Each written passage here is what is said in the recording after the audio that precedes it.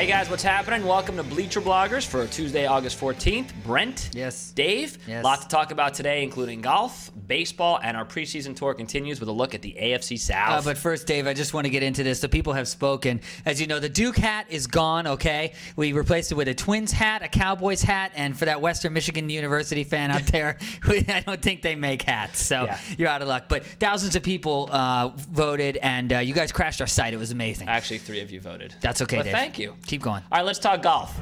He's the greatest thing to happen to the world since fire and sliced bread. He's Tiger Woods, and he won the PGA Championship this past weekend.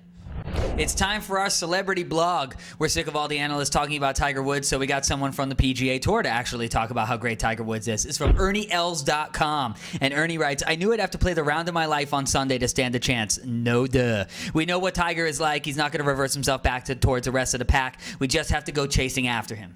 Why are Tiger and Roger Federer so great? Because they are automatic in the clutch. These guys know that if it's on the line, they have no chance against Tiger. It's right. I mean, that's the thing. He's in their heads. I mean, he is fully in their heads. I mean, guys like Sabatini and Woody Austin in his press conference, they have to literally talk themselves into getting up in the morning and playing on Saturday and Sunday. Right. That's how bad it is for them. It's like the positive affirmation mirror. Like, I have a chance. I'm good enough. I'm smart enough. No, you're not. No, Gosh you're not. darn it, people like my game. Let's go to baseball. Great story happening in St. Louis. Rick Ankiel, a couple of years ago, this guy was so wild, he was hitting everything except the bull when he was pitching. Now he's batting, and he's, again, trying to hit the bull out in right field. This guy's clubbing home runs like nobody's business. Great story and a great blog. Our blog of the day, in fact, it is vivaelbertos.com, posted by El Boros. But actually, he's a little bit conflicted about how to feel over the Ankiel homer binge. To paraphrase, he's basically saying that he gets it, he appreciates the story, but he's not sure that he's going to share in the RA experience. Wow, I don't know how you can't share in the RA experience with all the bad stories going on in baseball. I just don't know how you can't get behind this one. I mean, you talk about guys like Knobloch, Sachs, Sasser with the Mets, couldn't even get the ball back to the pitcher. Those guys lost their careers. So this guy goes down to the minors, retools his game, comes up, and he's just hoping for a spot, and he hits 3 homers in his first 2 games. Yeah. Unbelievable. Tony La Russa was almost crying. I mean, it's a great story. Between him and Josh Hamilton on the Reds, who's come back from substance abuse problems, I mean, there are some good stories, thankfully, in baseball this year. And that is a great blog, and you guys should go to Viva Albertos and check it out because the writer really writes some good stuff. Yeah, he's a really beautiful writer, excellent writer. It's really good. When we come back, we're going to be looking at the AFC South, and we'll be chatting with the host of Big Cat Country, a Jaguars blog, and the host of Music City Miracles, a Titans blog. So don't go anywhere. Football! Football! Football! And I decided to drown myself in a bathtub of bleach. That didn't kill me, though. I just ended up with white hair on my arms and legs, in addition to the hair on my head and the psoriasis. We want to know what you guys think about your favorite team. We're talking AFC South as our preseason preview rolls on. We're going to the home of the defending Super Bowl champs. We're going to StampedeBlue.com. This is posted by Big Blue Shoe, who writes, Jim Sorgi and Josh Betts stink. I mean, they really, really stink. Receivers like Gonzo and Roy Hall were open all night, and Sorgi especially had trouble getting them the ball.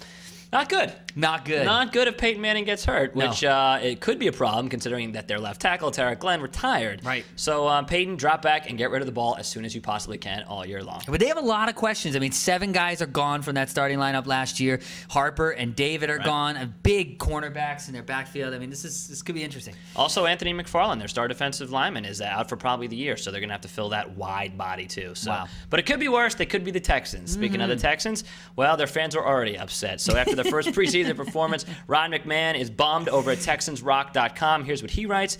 If this would have been a regular season game, this would have been a pull-your-hair-out type of game.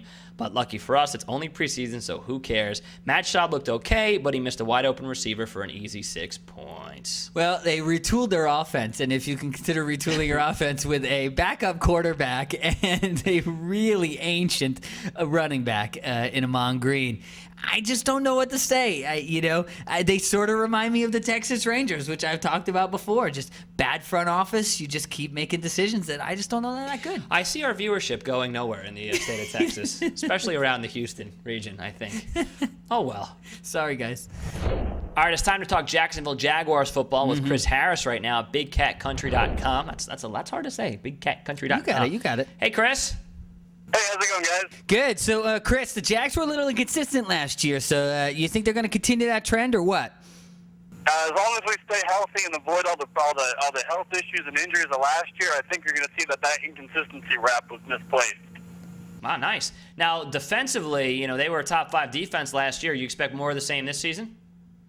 I hate to bring up the injury things again, but we lost 3 big-time defensive players due to injury for most of the year. They're back. Reggie Hayward's Achilles tendon looking excellent. I would stand by saying Jacksonville's going to have the #1 defense this year, no matter what. I think they're going to be the best. That's impressive. That's impressive. So what about on the offensive side of the ball? How about these wide receivers? I'll tell you what, put it in stone, Reggie Williams is not going to make the team. Reggie Williams is done. He disappeared in the preseason game. Matt Jones is stepping up. He's still a little inconsistent, but Mike Walker, John Broussard, Dennis Northcutt, they're really filling out nicely and being the consistent receiver that we lost when we lost Jimmy Smith. So I think we're going to lose Reggie Williams, and some young talent's going to step up, and I think it'll all work out. Wow, that's a bit of a bombshell with Reggie Williams. Yeah. Chris, thank you so much, man. We really enjoyed it, and we'll definitely talk to you throughout the season. Thank you very much, guys. Have a good one. All right, thanks, man. You can check him out at bigcatcountry.com. It's a good site. He writes well. It's a good site. Refusing to talk about Pac-Man Jones right now. We're talking Titans football with Jimmy Morris at MusicCityMiracles.com. Jimmy, how you doing today? Doing good. How are y'all? Good. So we're talking Vince Young in the wide receiver position. We know they upgraded with Eric Moulds and some draft picks. Is that going to be enough for the offense this year? I think it will be. The 2 guys they lost, Drew Bennett and Bobby Wade, a lot of people made a lot of stink about that, but Eric Moulds can do just as much as Drew Bennett did in the offense last year. Brandon Jones is a guy coming into his 3rd year, tore an ACL in his rookie year, was having a great year, so I think he'll really step it up. I think the receivers will be just fine. All right, well, when Vince isn't throwing the ball or running it himself, he's going to be handing off, presumably to Lendale White. What do you think? Is Lendale going to win the job? I think in the end, Lendale will win the job. You know, there was a lot of reports he came into camp overweight. He apparently came in around 260. That was, I guess, the beginning of the OTAs. He's got his weight down, and he's running hard. So I think in the end it'll be him. But, you know, they drafted Chris Henry, and he showed a good burst Saturday night. So it's going to come down to the wire. So nobody's really talking about Jeff Fisher. He's been there forever, it feels like. 50 years, I think, right? What's the status of his job over there? Well, he was on the hot seat big time. You know, they had a 5-win season, a 4-win season, and then coming into last year, it was, you know, a lot of people were talking about Bud Adams getting ready to, you know, get him out. But after the big surge they had last year to playoff race, I think he's pretty good for now. But interesting point, he is in the last year of his contract.